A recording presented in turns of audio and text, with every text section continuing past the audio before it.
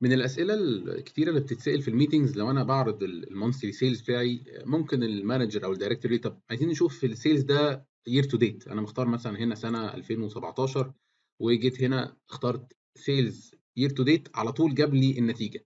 طيب هل ده بيحتاج شغل كتير عشان أقدر أعمله؟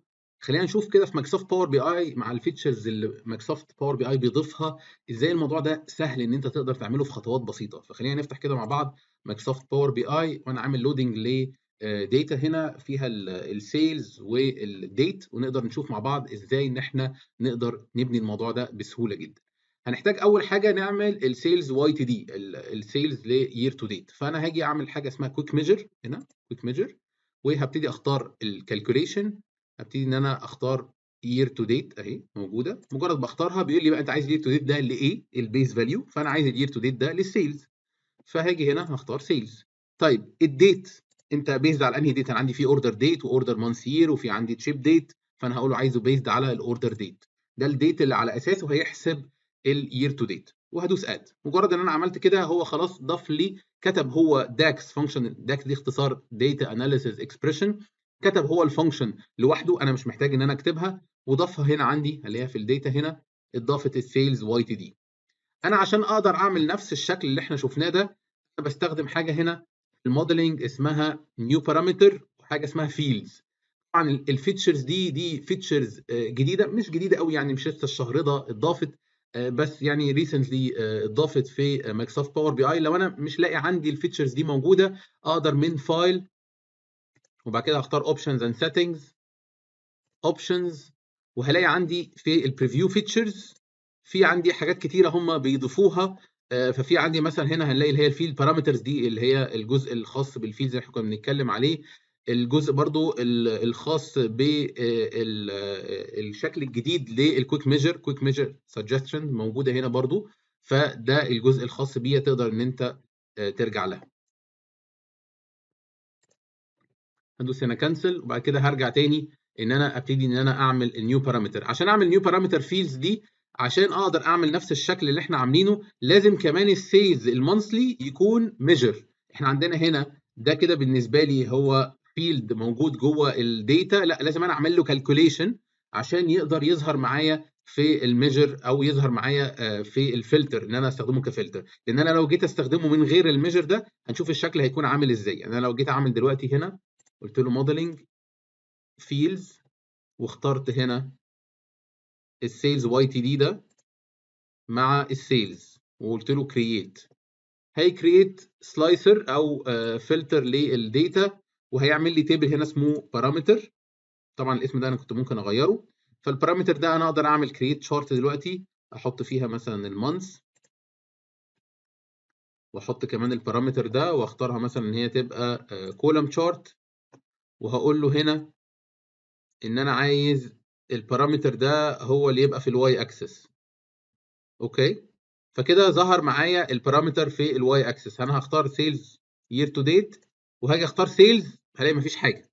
طب السيلز يير تو ديت هو قراه هنا اهو في الشارت، لو اخترت سيلز ما قراهاش ليه؟ لان هي لازم تبقى ميجر، لازم تبقى هي ميجر. فانا عشان اخليها ميجر لازم انا اكريت ميجر. فانا مجرد بس هاجي اقول نيو ميجر، مجرد هكتب هنا نيو ميجر، وهقول له هنا مثلا هسميه مثلا سي مانثلي سيلز،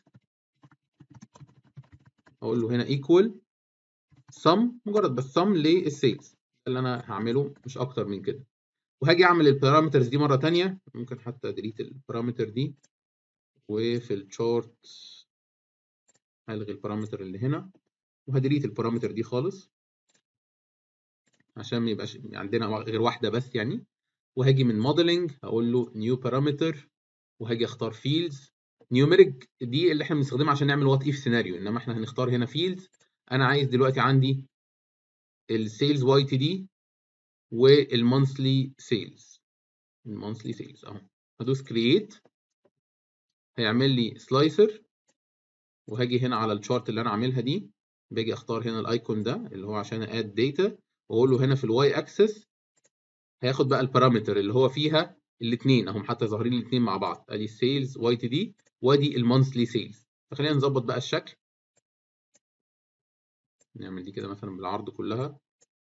نبتدي ان احنا نضيف الداتا ليبلز، لو انا عندي الارقام ظاهره بالمليونز انا ممكن اغيرها، اقول له هنا more options وهاجي على الداتا ليبلز وهختار values وهقول له هنا في الديسبلاي يونتس خليها thousands، ما تخليهاش اوتو، بيشوف هو اقرب حاجه مثلا المليون، وهخلي مثلا هنا الديسيمال زيرو عشان ما يبقاش فيه ديسيمال. ممكن اكبر الفونت شويه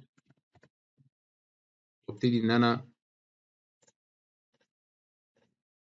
اغير هنا، هلاقي الداتا بتتغير معايا. يبقى ده كده كل شهر، ولو انا اخترت year to date هيجيب لي الكوميوليتيف، او ان انا يعني ده 44000 هنا كان في 20000 بقى 64، فكل شهر بيزيد عليه لغايه توتال السنه هو 733، فبيجيب لي كده الواي تي دي او الير تو ديت. خلينا برضو لو انا عايز اظبط شكل السلايسر ده ممكن اقف عليه واجي هنا في الفورمات واقول له بسميها تايل واعملها بالشكل ده كده، يبقى انا كده بكليك يبتدي يغير معايا. ولو عايز اعمل بقى فلتر للسنه ممكن اختار هنا الير وهختار ده نوع الشورت بتاعته سلايسر، وهبتدي برضو ان انا اعمل في الفورماتنج بتاعه اقف هنا كده عليه اختار مور اوبشنز فيجوالز، وهبتدي ان انا ممكن اعمله مثلا دروب داون واصغره، مش محتاج طبعا يبقى كبير قوي كده،